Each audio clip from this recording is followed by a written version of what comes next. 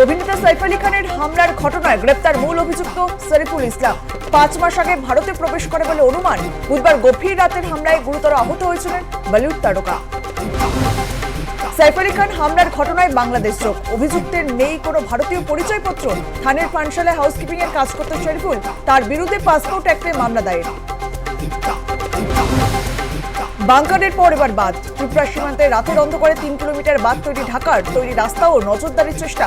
বাঁধ তৈরি হলে বন্যায় ভাসবে কৈলাসহর, আশঙ্কা স্থানীয়দের। আবাসের বাড়ি পাওয়া নিয়ে তৃণমূল কর্মী সমর্থকদের ক্ষোভের মুখে পড়লেন তৃণমূল নেতারাই। সিউড়ির 2 নম্বর ব্লকের বাসরা গ্রামের এই ঘটনা। বুথ সভাপতিকে ঘিরে বিক্ষোভ তৃণমূলের একাংশের।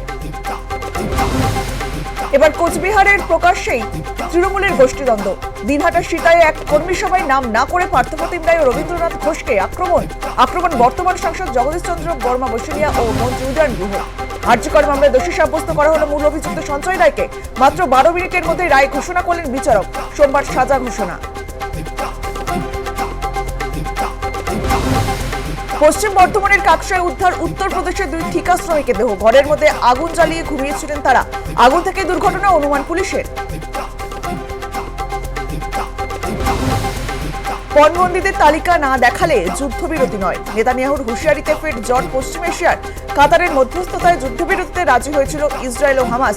আজ থেকে এই চুক্তি কার্যকর হওয়ার কথা ছিল। পুরুলিয়ার রায়কা পাহাড়ে বাঘের অবস্থান স্পষ্ট। ট্র্যাপ ক্যামেরায় ধরা পড়ল বাঘের ছবি। বাঘের উপস্থিতি সম্পর্কে নিশ্চিত হওয়ার পরেই তাকে বাগে আনতে তৎপর বন দপ্তর। পাতা হয়েছে খাঁচা। শীতের পথের কাটা পশ্চিমী ঝঞ্ঝা। আগামী সপ্তাহে জাতীয় শীত পড়ার সম্ভাবনা নেই। রাতের তাপমাত্রাতেও হেরফের কম। শীতের আমেজ থাকবে জেলায় জেলায়। আলিপুর আবহাওয়া দপ্তর সূত্রে এই খবর।